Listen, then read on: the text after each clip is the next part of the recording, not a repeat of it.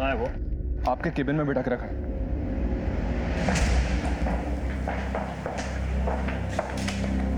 हाँ, क्या नाम है तुम्हारा? गर्व शर्मा। ये कट्टा कहाँ से लाए? मेरा ही है। तुम्हारा है? क्या किया तुमने? मैंने अपनी मम्मी का मर्डर किया है। मर्डर? अपनी मम्मी का? क्यों?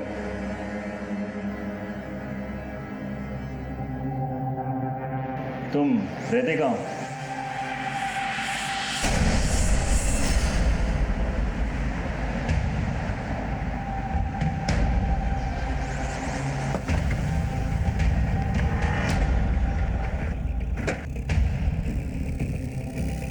हटिए हटिए।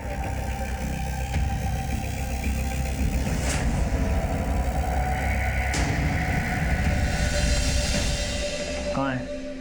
ऊपर से। मैडम आप इनको ले जाइए प्लीज। कम।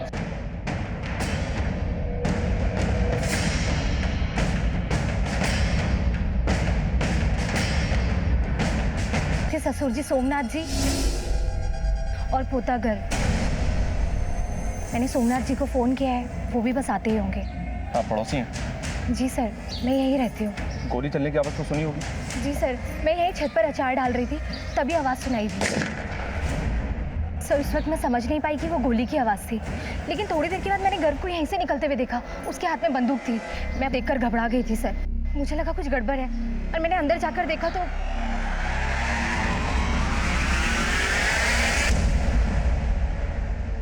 वक्त क्या रहा होगा? सर करीब 2-2:15 बजा होगा।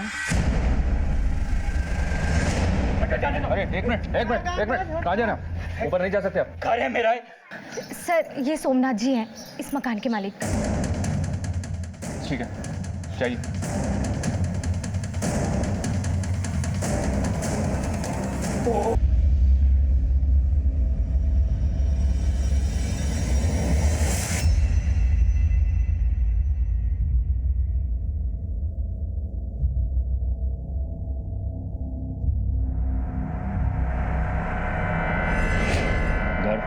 बताओ तुमने अपनी माँ को क्यों मारा? क्योंकि मैं अपनी मम्मी से नफरत करता था। क्यों, क्या रीज़न है? सर रीज़न खुद मम्मी है, क्योंकि मेरे पापा की मौत का कारण मम्मी है। पापा की मौत? उन्होंने सुसाइड किया था। तुम्हारे पापा ने सुसाइड किया? इसमें तुम्हारी मम्मी का क्या लेना देना? क्योंकि मेरे पापा ने अपने सुसाइड नोट में मम्मी को ही अपनी मौत का जिम्मेदार ठहराया है। कहाँ है सुसाइड नोट? सर वहाँ अलमारी में। ये चल क्या रहा है?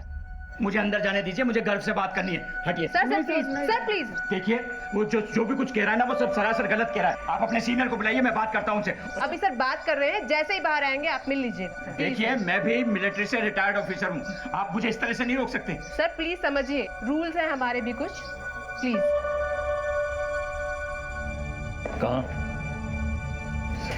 इस अलमारी में।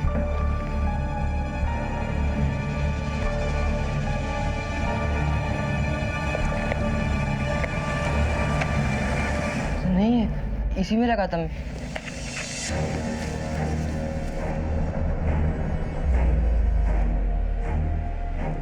कहाँ गया? यहाँ है? सर यही था वो। कब की तुम्हारे पापा ने आत्महत्या? 3 महीने पहले। 3 महीने पहले तुम्हारे पापा ने आत्महत्या की, तो आज ही के दिन तुमने बदला क्यों लिया? क्योंकि 3 दिन पहले पढ़ा था मैंने सुसाइड नोट। लेकिन वो सुसाइड नोट है कहाँ? पता नहीं, मैंने यहीं पे रखा था। सर मैं अपने पापा को बहुत मिस कर रहा था, और जब मैंने वो सुसाइड नोट पढ़ा मैंने अपना इरादा कर लिया और स्कूल से घर आया तो। गर्व, जल्दी से जूते खोल के मुंह हाथ धो ले। मैंने तेरे लिए गुलाब जामुन बनाए हैं, तुम्हारे पापा को भी पसंद थे ना? बंद करो नाटक। अगर इतना ख्याल रखती मेरे पापा का तो जान नहीं लेती उनकी तुम।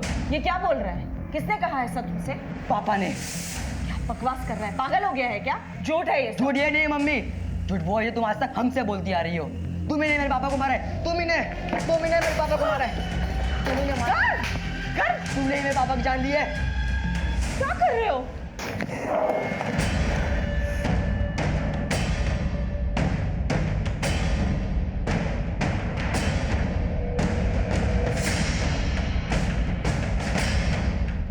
वो कट्टा तुम्हारे पास कहाँ से आया? कट्टा सब घर पर ही था वो। घर में कहाँ से आया? कौन लाया? पता नहीं, कई दिन से ड्रॉअर में ही पड़ा था। ये क्या कर रहे हैं आप? कहाँ ले जा रहे हैं? मैं इसे आपको ले जाने नहीं दूंगा। अरे ऑफिसर में कोई छोटा बच्चा है, आप समझ यू अंडरस्टैंड। आपको जो कुछ भी कहना है पुलिस स्टेशन आके। अरे ऑफिसर, आप ऐसे कैसे कर सकते हैं? मेरी बात तो सुनिए आप।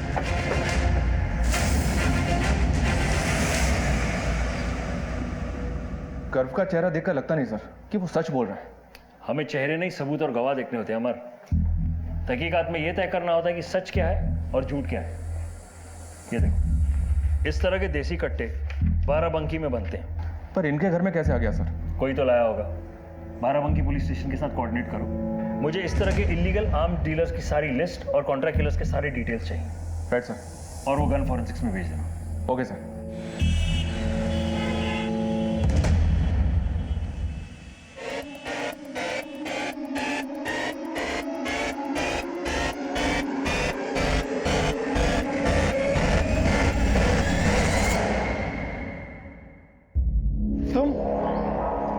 अभी तक डिलीट नहीं किया ना आपने ये वीडियो? इस ताका झाकी के चक्कर में ना एक दिन बहुत बुरा फंसेंगे आप। अरे कब तक मैं आपको इन पछड़ों से निकालती फिरूंगी?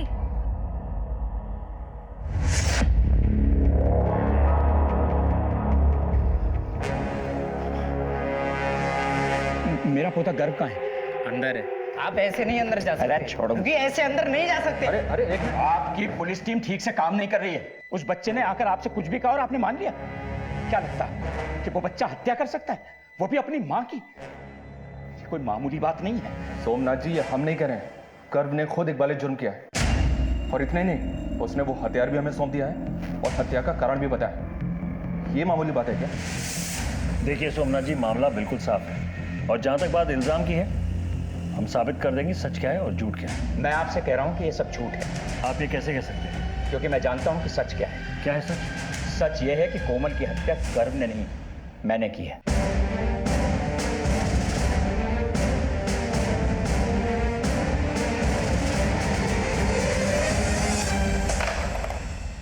हम मुजरिमों के पीछे काफी भाग दौड़ करके उन्हें पकड़ते हैं, कई तरकीबें आजमाते हैं उनसे जुर्म कबूल करवाने की। मगर इस हत्याकांड में दो लोग खुद चलकर हमारे पास आए थे और दोनों ही जुर्म का इकबाल कर रहे हैं। मैंने अपनी मम्मी का मर्डर किया है। कोमल की हत्या गर्व ने नहीं, मैंने की है। कभी कभी प्लेट में सजी सजाई कोई चीज मिल जाए तो शक और गहरा हो जाता है। देखते जाइए, ये तो एक मोड़ आया है, अभी आगे कई और मोड़ बाकी हैं, कई और झटके बाकी हैं। आप जानते हैं आप क्या कह रहे हैं? मैं अच्छी तरह से जानता हूं। क्यों मारा कोमल को? अब मुझे ना इस बारे में कुछ कहना है ना कुछ सुनना। क्यों नहीं सुनना? इसलिए ना क्योंकि पहली बार मेरी तरफ से किसी को तुम्हारे काम की जरूरत पड़ी है ना? अगर वजह इतनी होती तो काफी थी, लेकिन क्या? देखो कोमल, इस बात को यही रफा दफा कर दो, वरना क्या? हाँ, वरना मैं कुछ कर बैठूंगा। कोमल, आखिर तुम चाहती क्या हो? क्यों हंसते खेलते घर को नरक बना रही हो? क्या चल रहा है? कोई कुछ बताएगा मुझे? अगर कोई कुछ मुझे बताएगा तो मैं हल निकालूंगा। हल तो अब मैं निकालूंगी। कोमल, चल कोमल, चल मेरे साथ। तू चल। कोमल, तुम्हें जाना है तो तुम जाओ, घर कहीं नहीं जाएगा। क्यों नहीं जाएगा? घर मेरे साथ जाएगा। चल घर। नहीं। अरे नहीं, नहीं, अरे बिल्कुल नहीं। ऐसे नहीं, घर मेरे साथ जाएगा। मम्मी जी, आपको लगी कोमल, तुम पागल हो गई क्या? तुमने मुझे थप्पड़ मारा, बस यही कदर रह गई है मेरी इस घर में। चल घर, चल। ये तो कोई वजह नहीं है कोमल कुमार। तो कोमल चाहती क्या थी? आप दोनों को पुलिस थाना चलना होगा। क्यों? आपकी बहू कोमल ने जहर खाया है, वो हॉस्पिटल में है। उसने पुलिस को बयान दिया है कि आप लोगों ने उसे मेंटली हैरेस किया है, इसी वजह से उसने आत्महत्या करने की कोशिश की है। क्या बकवास कर रहे हैं आप? चलिए। देखिए, आप मुझे अच्छा, इस तरह चलिए, मेरे चलिए, साथ चलिए। आप जबरदस्ती नहीं कर जो भी सकते कहना मैडम। इस तरह से।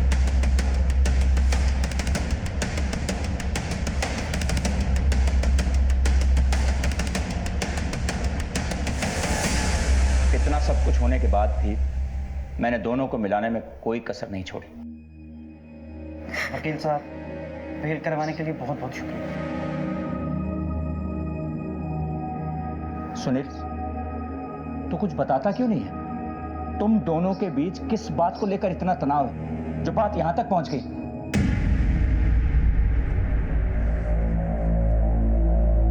सुनील,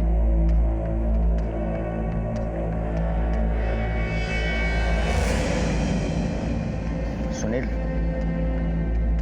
तुझसे एक बहुत जरूरी बात करनी है। देख बेटा, पति पत्नी के बीच तो ये सब चलता ही रहता है। तू जा और कोमल को मना कर ले। नहीं पापा, मैं उसे लेने नहीं जाऊंगा। मैं उससे डिवोर्स लूंगा।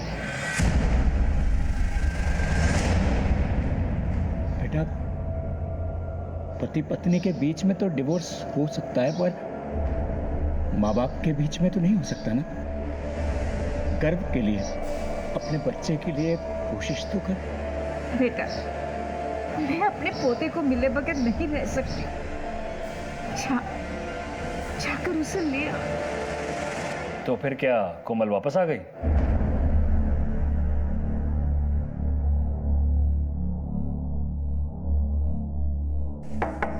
सुनील,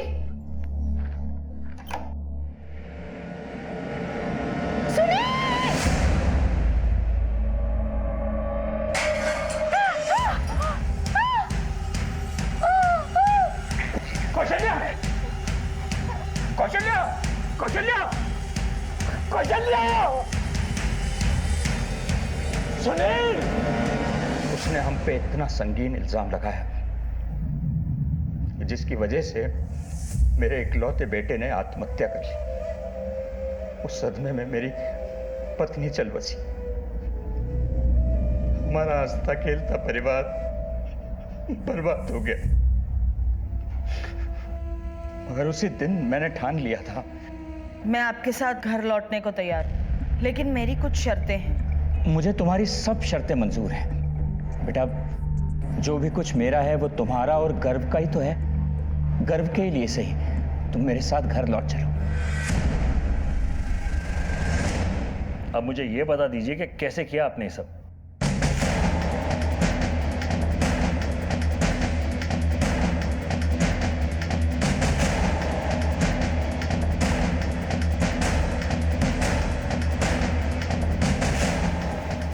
बाबूजी ऐसे क्यों देख रहे हैं?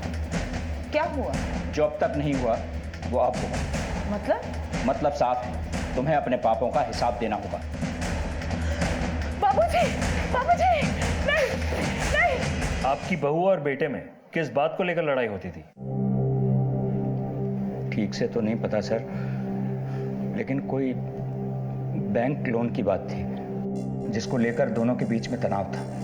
कोमल को मारने के लिए कट्टा कहां से लिया आपने? जी, सेल्फ डिफेंस के लिए लिया था। सेल्फ डिफेंस के लिए देसी कट्टा किससे लिया? बहुत दिन हो गए, याद नहीं है। आप एक फौजी और ये भी नहीं जानते कि गैर कानूनी हथियार रखना एक जुर्म है? जी जानता हूं, लेकिन सोमनाथ जी, गर्व ने अपने पापा के सुसाइड नोट की बात कही थी हमसे। क्या आपको पता है वो सुसाइड नोट कहाँ है? Suicide note? मैं किसी सुसाइड नोट के बारे में नहीं जानता। तो आप ये तो जानते ही होंगे कि आपके स्टेटमेंट के बाद आप पर कानूनी कार्रवाई की जा सकती है। जानता हूं इंस्पेक्टर साहब, गलती तो मुझसे हुई है।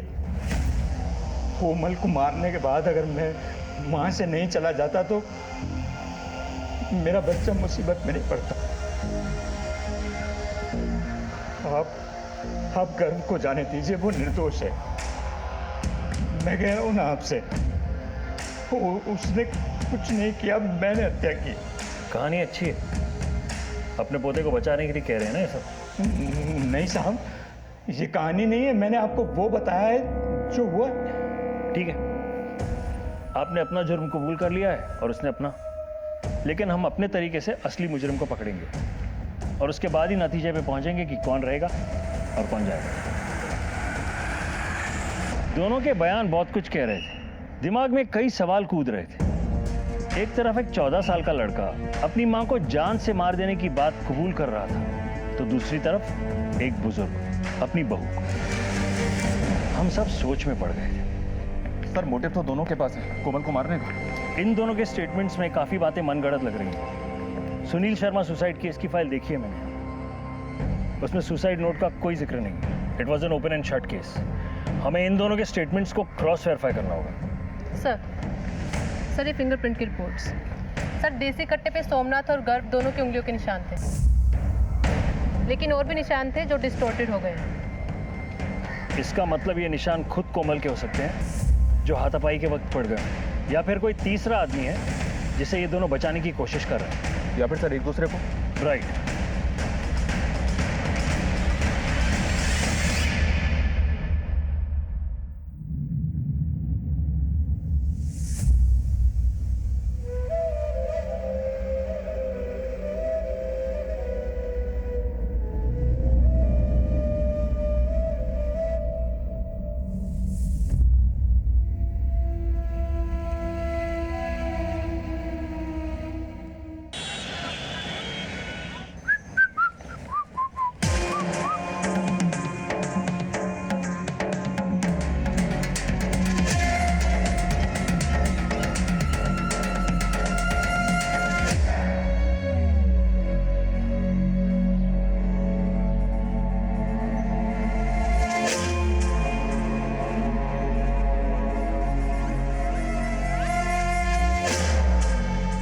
सर पिछले 15 मिनट से दोनों ने एक बार भी बात नहीं की। अमर करेंगे, घड़ा भर के छलकने में कुछ समय तो लगता है। बाराबंकी से कोई खबर? सुबह ही बात हुई थी सर, शाम तक डिटेल्स आ जाएंगी। देखो गन तो आई है और हत्या भी हुई है। अब जाहिर सी बात है कि गन इनके पास उड़कर तो नहीं आई, कोई लाया होगा। अब जब तक इस देसी कट्टे की गुत्थी नहीं सुलझ जाती, हम इन्हें क्लीन चिट नहीं दे सकते।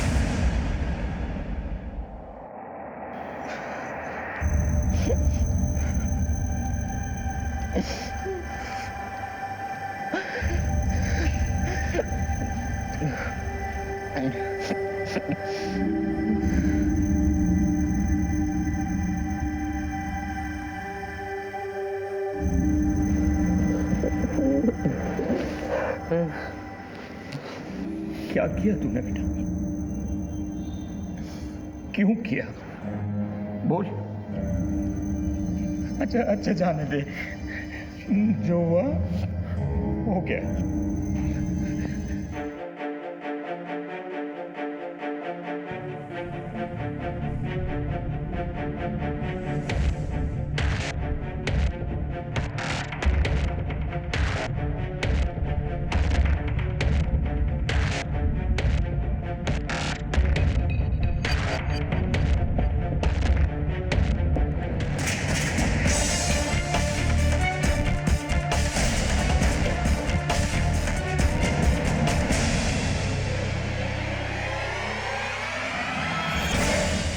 ये मोहल्ला जितना सामान्य अब दिख रहा है, वो घटना के वक्त ऐसा था नहीं। जिस तरह डॉक्टर हर मरीज का अलग इलाज करता है, उसी तरह हम पुलिस वालों को भी मुजरिम देख के पैंतरे इस्तेमाल करने पड़ते हैं। मैं सिर्फ इतना बता दूं कि अब इस केस की दिशाएं बदल गई थी और अब ये केस अनोखे से भी ऊपर उठ चुका था। सोमनाथ और कोमल के बैंक डिटेल्स निकलवाओ। सुनील जिस बैंक में मैनेजर था, वहाँ की डिटेल्स निकलवाओ कि किस रिश्तेदार के लोन के कारण सुनील और कोमल एक दूसरे से लड़ रहे थे। एक टीम बना ली हमने सर, जो घर मोहल्ले और फैक्ट्री से सारी डिटेल्स जमा करेगी। कोमल के मैके में पूछताछ करते हैं। होशियारी से इन्वेस्टिगेशन होनी चाहिए। Then we have to speed up. Right sir. Okay.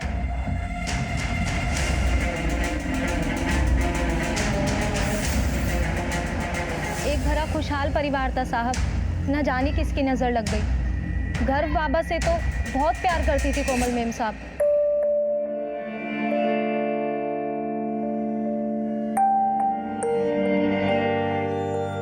जहाँ तक सोमनाथ जी का सवाल है, कोमल मेम साहब और उनकी ज्यादा बातचीत नहीं होती थी।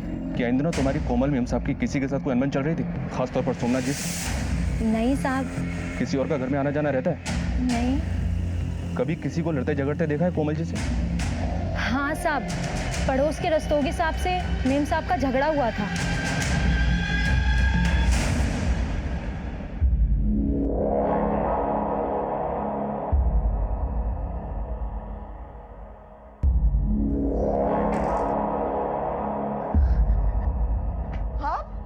आप यहाँ क्या कर रहे हैं? अरे कोमल जी, ये अखबार बाहर पड़ा था, वही देने आया था। अखबार देने क्यों आ गए? अखबार बाहर पड़ा है तो पड़ा रहने दीजिए, और देने भी आए तो ऐसे सीधे अंदर चले आएंगे आप? आवाज नहीं दे सकते? आप तो बेकार में नाराज हो रही हैं। मैं तो बस यूं ही अपना घर समझ के आ गया था। अपना घर समझ के आ गए थे? कैसे आए वैसे के वैसे दफा हो जाइए यहाँ से।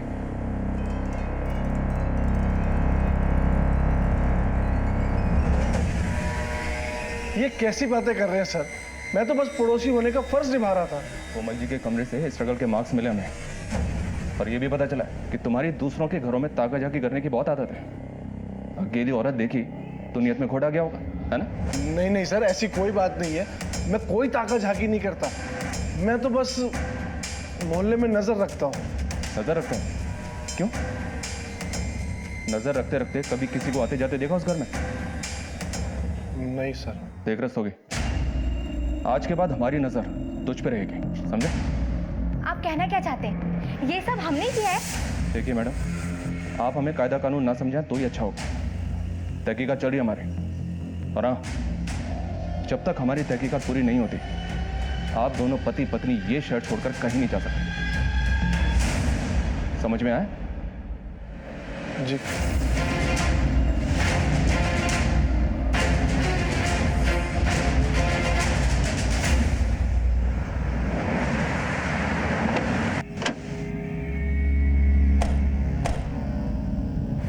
मैडम, मेरे दीदी के कत्ल का जितना जिम्मेदार ये सोमनाथ है ना, इससे कहीं ज्यादा मेरे पिता हैं। मैंने इनको समझाया भी, लेकिन इतना सब कुछ होने के बाद भी ना, बस ये आ गए उनके गड़ियाली आंसुओं में। दीदी, ये आप क्या कर रही हो?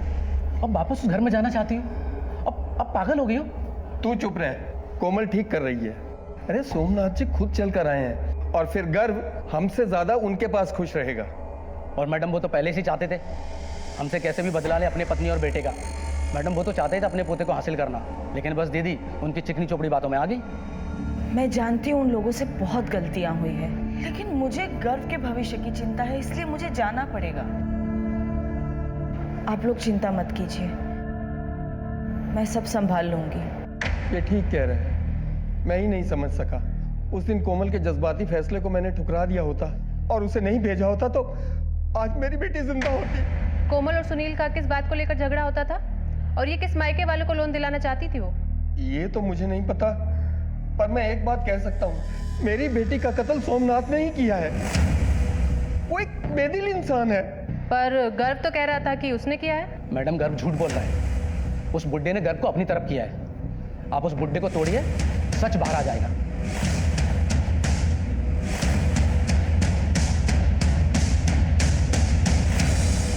गर्व, चलो, तुम्हें दूसरी जगह शिफ्ट करना है। दादाजी ने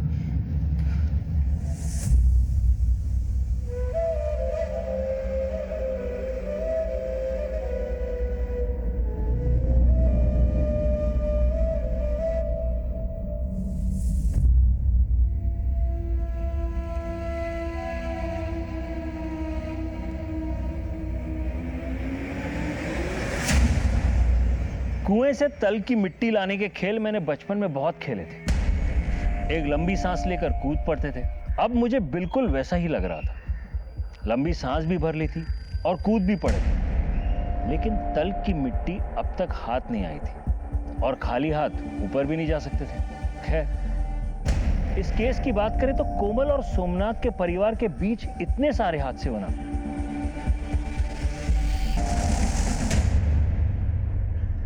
ये एक बड़ी दस्तक थी जो बार बार हो रही थी, लेकिन किसी ने नहीं सुनी। सर, बाराबंकी पुलिस से रिपोर्ट आई है। 3 लोग हैं जो इलीगल वेपन सप्लाई का काम करते हैं, पप्पू, मदन और इकबाल। फिलहाल ये तीनों अंडरग्राउंड है सर। और बाराबंकी पुलिस ने एक बात और बताई है कि लखनऊ शहर की डीलिंग्स ये पप्पू यादव करता है। अपने मुखबिरों को काम पे लगा दो, मुझे किसी भी कीमत पे ये लीड चाहिए। Right sir. सर, ये कोमल शर्मा की कॉल डिटेल्स हैं। इस नंबर से किसी दीपक वर्मा को लगातार कॉल किए गए हैं और कॉल्स रिसीव भी हुए। सर, नेक्स्ट पेज पर कोमल शर्मा की बैंक अकाउंट की स्टेटमेंट है। उसी बैंक अकाउंट से लोन की प्रोसेसिंग फीस पे हुई है दीपक वर्मा के नाम पे। सर, जब हमने उसके बारे में पता लगाया तो बहुत ही इंटरेस्टिंग सच सामने आया है। ये दीपक वर्मा कोमल के कॉलेज में ही पढ़ता था। दीपक वर्मा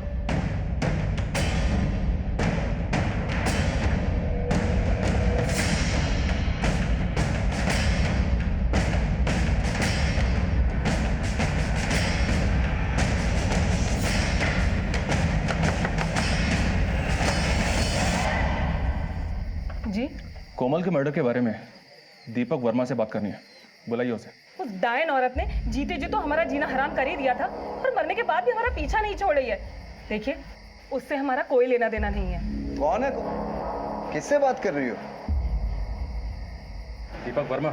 जी, मैं ही दीपक वर्मा हूँ। कोमल मर्डर केस में पूछताछ करनी है तुमसे, चलो हमारे साथ। सर, कोमल के मर्डर के बारे में क्या पूछताछ करनी है? मैं क्या बता सकता हूँ उसके मर्डर के बारे में? मैंने कहा ना तुमसे, चलो हमारे साथ। सर, मैं कॉपरेट कर रहा हूँ। सर, ये क्या कर रहे हैं आप मेरे साथ? हमने आपसे बोला था ना कि उस औरत से दूर रहिए, पर आपने मेरी एक नहीं सुनी। अब तो पुलिस भी घर पे आ गई है और पता नहीं क्या क्या देखना बाकी रह गया है। जी हाँ सर, मेरी और कोमल के बीच में रेगुलर बातचीत होती रहती थी सर। दरअसल कोमल और मैं बचपन के अच्छे दोस्त हैं सर, एक दूसरे को बहुत अच्छी तरह से जानते थे। कोमल तुम्हें लोन क्यों दिलवाना चाहते हैं? इस लोन के चक्कर में कोमल और उसके पति सुनील के बीच झगड़े भी हुआ करते थे, क्यों? सर, अब उन दोनों के बीच में झगड़े क्यों होते थे ये तो मैं नहीं जानता हूँ सर, लेकिन हाँ सर, कोमल जेन्युइनली मुझे लोन दिलवाने में मदद करना चाहती थी सर। सर, मैं बाल बच्चेदार आदमी हूँ सर, कोई मेरा काम तो बना नहीं, लेकिन ये परेशानी खामखा गले पड़ गई है। मर्डर वाले दिन कहाँ थे तुम? कानपुर में था सर, अपने बिजनेस सेटअप के सिलसिले में। कहाँ रुके थे? सूर्या होटल में। ठीक है, जरूरत पड़ी तो फिर बुलाएंगे। Thank you sir.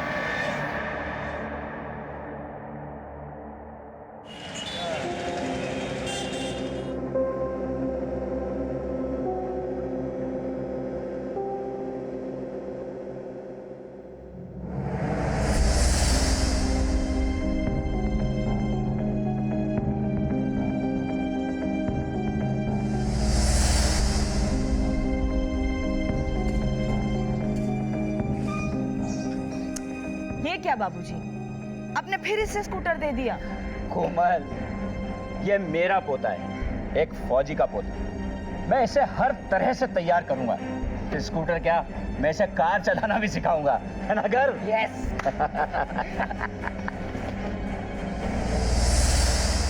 गर्व बेटा, देखो ये बस में खाने के लिए पकड़ो। ये शॉर्ट रिसेस का और ये वाला लॉन्ग रिसेस का पूरा खत्म करना। हाँ। और सुनो बेटा, जो हुआ उसे भूलने की।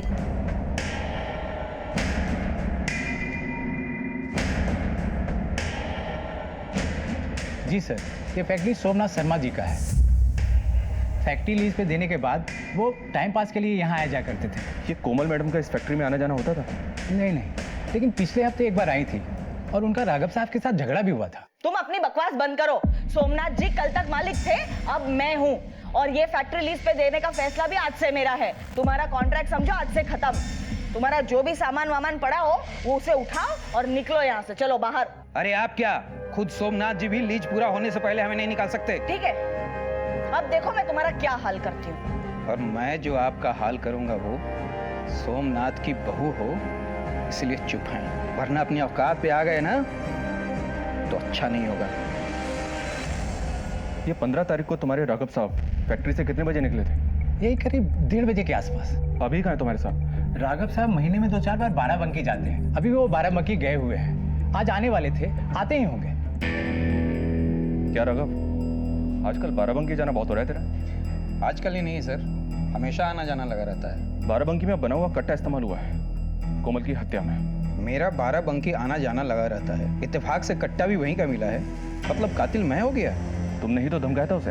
हाँ, धमकाया था, बात ही कुछ ऐसी कर रही थी वो। कोमल ने ये फैक्ट्री किसी को लीज पे देने की बात क्या कही? तुमने तो मरवा ही दिया उसको। गलत इल्जाम लगा रहे हैं सर आप हम पर। बहुत वफादारी के साथ अपना काम करता आया हूँ। वो औरत पहले अपना घर जला ली और चली थी फैक्ट्री हथियाने।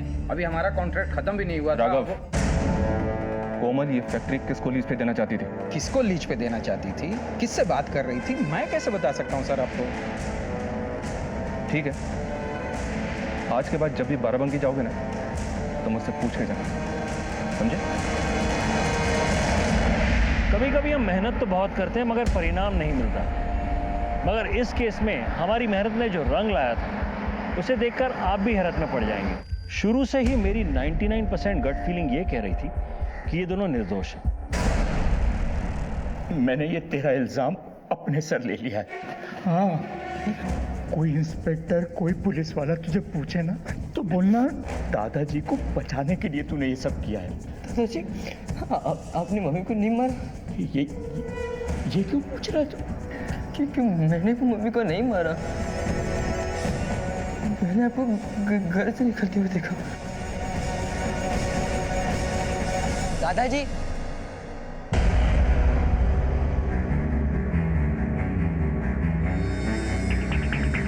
मम्मा,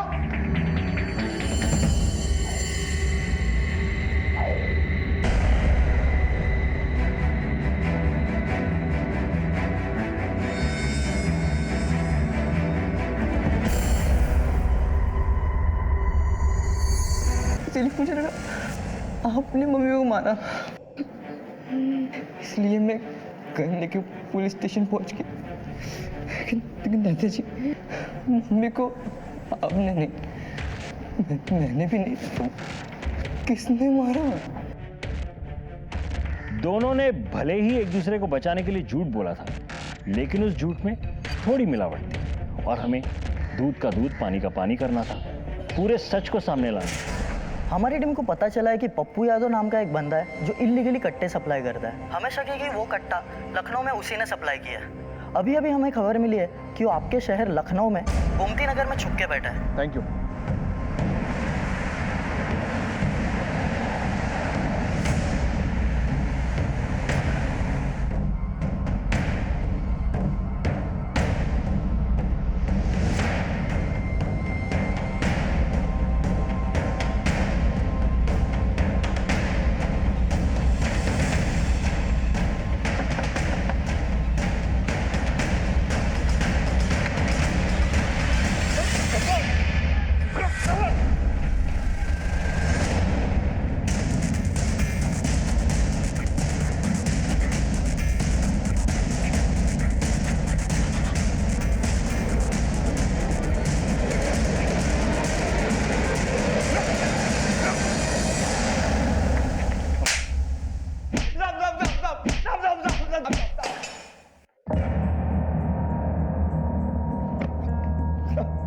किसको बेचा था कट्टा?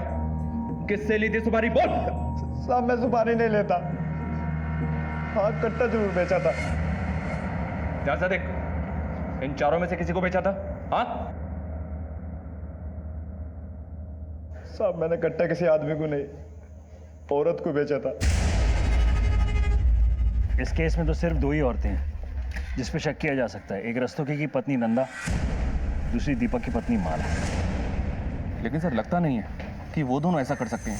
अमर, हमें कदम बा कदम चलना है, किसी भी पॉसिबिलिटी को रूल आउट नहीं कर सकते हैं। ध्यान से देख और पहचान, इनमें से कौन सी औरत है वो? इनमें से कोई नहीं है साहब, वो तो कोई और थी। अमर, स्केच आर्टिस्ट को बोलो।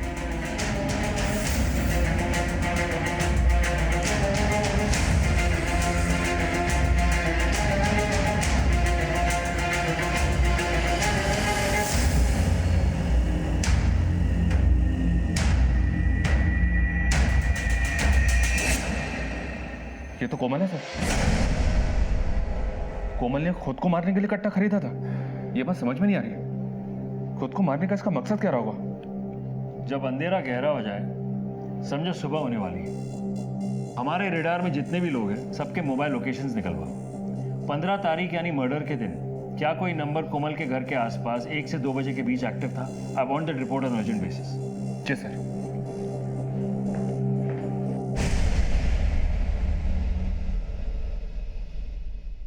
बाबा, मेरी मौत की जिम्मेदारी खाने के लिए वो खुद बहुत गिर गई। उसने गर्व को भी हमसे दूर कर दिया। अब मैं और बर्दाश्त नहीं कर सकता। मुझे माफ कर देना बाबा।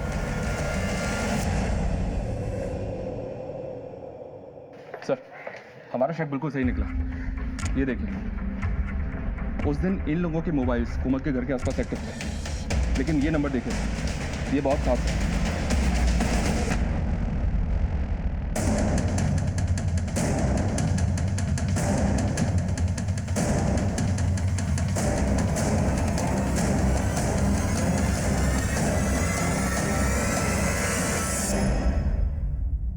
मैं आपको शुरू से बोल रहा हूँ कि 15 तारीख को मैं कानपुर में था सर, तो मैं लखनऊ में कैसे हो सकता हूँ?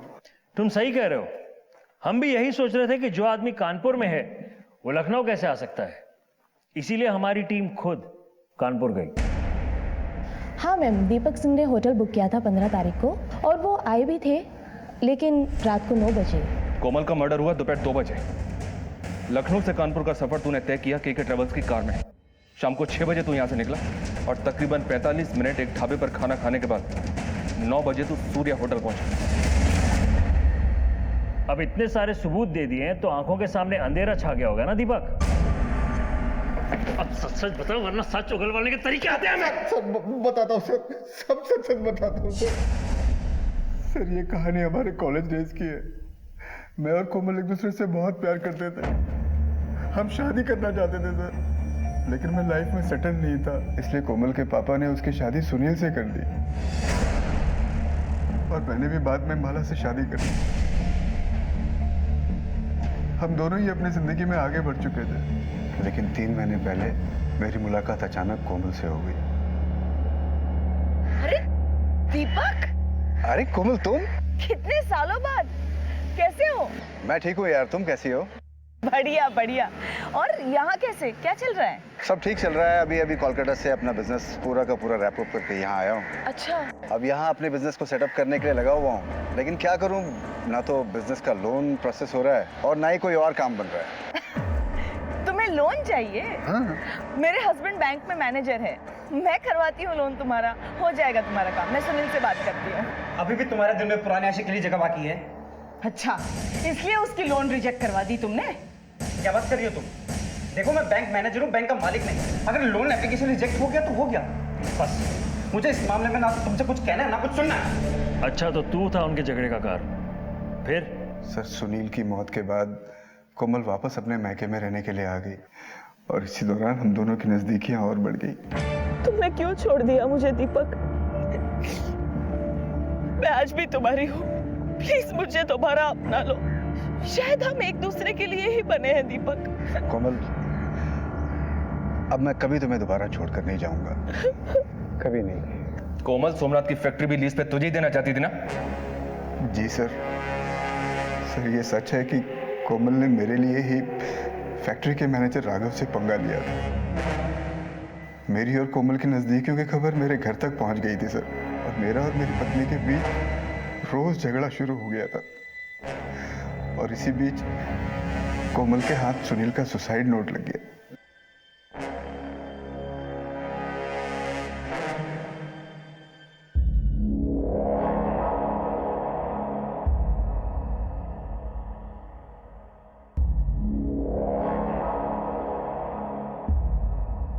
ये है उस बुढ़े का असली चेहरा। अपने बेटे और पत्नी की मौत का बदला लेना चाहता है मुझसे, याद नहीं। जैसे मैंने उनको फंसाया था ना, उसी तरह अबेटमेंट टू सुसाइड के केस में फंसाना चाहता है ये मुझे। इसीलिए संभाल कर रखा है ये सुसाइड नोट अब तक। और 15 तारीख को कोमल ने मुझे अपने घर पर बुलाया। ये लो, काम तमाम कर दो उस बुढ़े का। देखो उसके बाद ना किसी लोन की जरूरत नहीं पड़ेगी अपने को, सिर्फ तुम, मैं और ये सारी जायदाद हमारी। फिर तुम्हारी बीवी को भी थोड़े पैसे देकर उसको तलाक दे देना। लेकिन कोमल, मैं किसी की हत्या नहीं कर सकता यार, ये मेरे से नहीं होगा।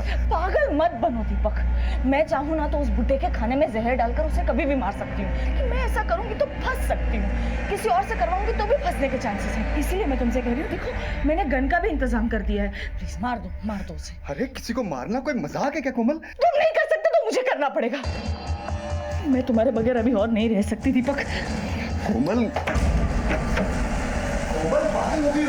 कोमल तुम बात को समझती क्यों नहीं है? गलत है। कुछ गलत नहीं है, मुझे मार डालना। अरे क्यों नहीं समझ? मुझे जाने दो। छोड़ो गन छोड़ो।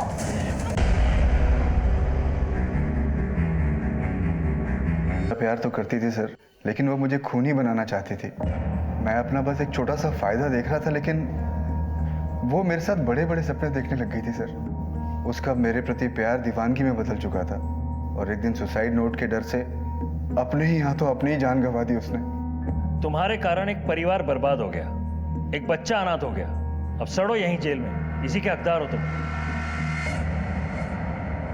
कोमल के पिता ने कोमल की मर्जी के खिलाफ उसका ब्याह सुनील के साथ कर दिया था, बिना ये जाने कि उसके मन में दीपक के लिए जगह है।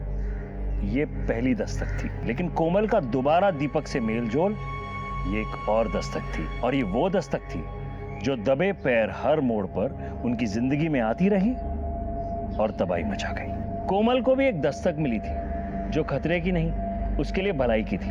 सोमनाथ ने वो सुसाइड नोट उनसे बदला लेने के लिए नहीं, उन्हें बचाने के लिए छुपाया था। कोमल वो गलत समझ बैठी, नतीजा खुद अपनी जान से गई। गलतियां हम सबसे होती हैं, अपनी गलतियों को सुधारना हम सबका फर्ज है, लेकिन गलतियों को दोहराना बर्बादी को दावत देना है। फिर मिलेंगे एक और अनोखे केस के साथ, तब तक के लिए देखते रहिए क्राइम पेट्रोल दस्तक। मकसद बताना नहीं, बचाना है।